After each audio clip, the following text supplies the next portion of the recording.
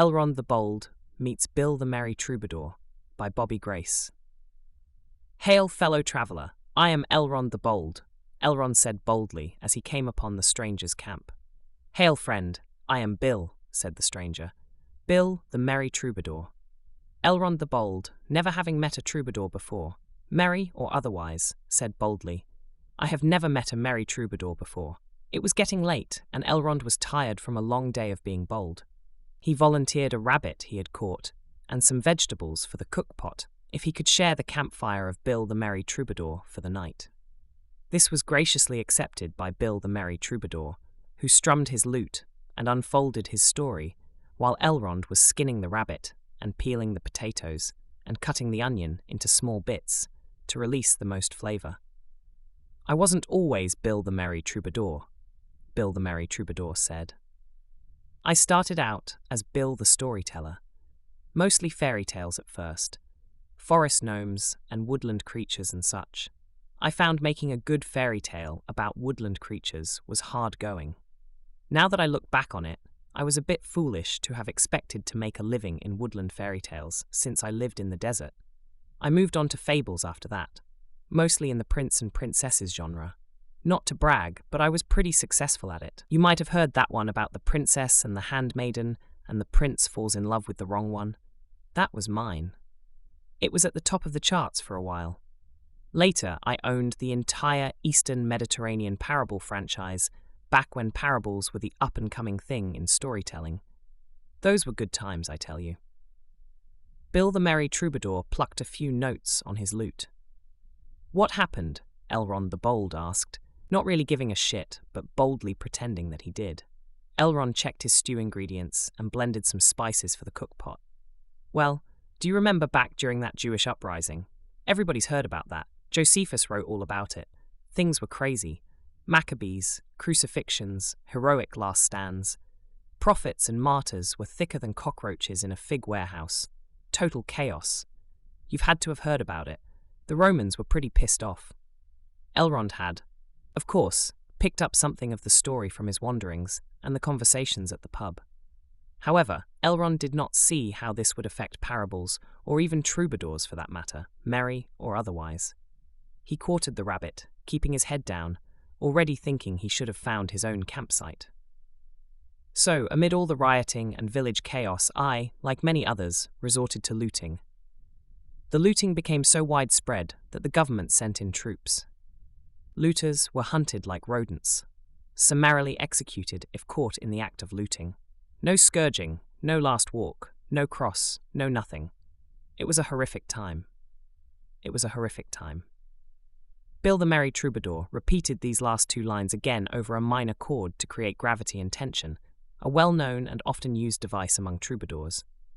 Bill passed through a seventh to create a bit of melancholy before ultimately resolving to a major to continue his tale. Things went from bad to worse. This being Elrond the Bold's first encounter with a merry troubadour, he failed to appreciate the musical intricacies being applied to propel the story, but he was beginning to see why a village would want to put a stop to the looting. Bill grabbed a minor fifth and continued his story. Elrond grabbed a liquor flask from his knapsack and took a long pull. I was touring through the outskirts of the Holy Land, fleeing, when you come right down to it. I met a Jewish guy named Murray who ran a travelling circus show. You know the type. Plays, jugglers, jesters, gladiators fighting to the death. Live music. Fry bread. We had a lion once, and big goddamn snake that one of the girls named Fatima would drape over her and dance around in the crowd. I had a buddy who was her drummer. He got me the lute audition. I did mostly epic ballads and such, but it was better than playing bar mitzvahs and dodging the cops. Now I don't want to brag or anything. Elrond figured the troubadour was going to, anyhow, and sighed. Elrond was uncertain if he should add more seasoning, tasted the stew, decided a little more wouldn't hurt. But we had a good show. Everybody knew us. Well, everybody knew Murray, but make no mistake, next to the dancing snake woman and the gladiators, I was the headliner. I was his troubadour, Bill said over a major third. I left all of that Bill the Storyteller stuff behind for good. I never looked back. I had become a real troubadour. Murray's troubadour.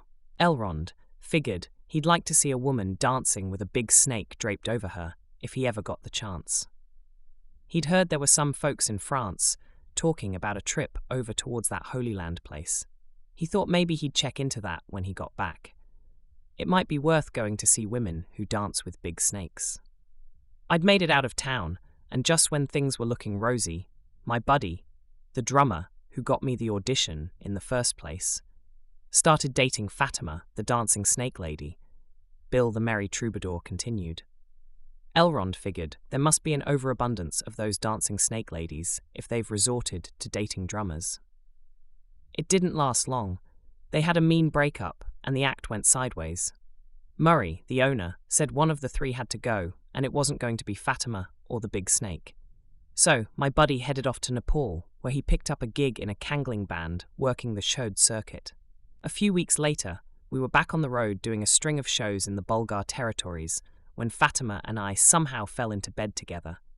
You know how it goes when you're touring, Bill said.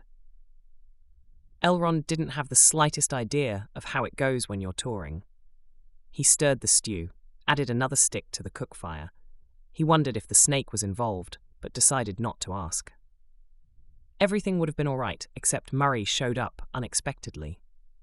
He got really pissed off and started ranting on about troubadours in general and me in particular, threatening to feed me to the lion. I barely got away with my pants and my loot. I headed this way because I'd heard there was a band of gypsies looking to put together a show and they needed a troubadour. I've got an 8 p.m. audition tomorrow. I just cleared into the kingdom yesterday. Everything was going smoothly until I processed in at border immigration yesterday. They asked who I was, and I told them, I'm sure you've heard of me. I am known far and wide as Bill Murray's Troubadour. I'm sure I spoke very clearly, but alas, my fame had not preceded me. The official scribed it incorrectly. Bill, for some reason, plucked the same note twice on his lute and repeated, incorrectly, incorrectly. Elrond was beginning to wonder if he might be overcooking the stew, decided to stir it one more time before he put the lid on. When they gave me my paperwork, it read, Bill the Merry Troubadour, instead of Bill Murray's Troubadour, said Bill the Merry Troubadour. Can you imagine that? Was it a big problem? Asked Elron the Bold against his better judgment, reaching finally to put the lid on the pot. Nope. Quite the opposite, Bill said. A blessing, really. I went ahead and printed up new business cards, changed the whole identity, just in case there are still outstanding warrants for the looting.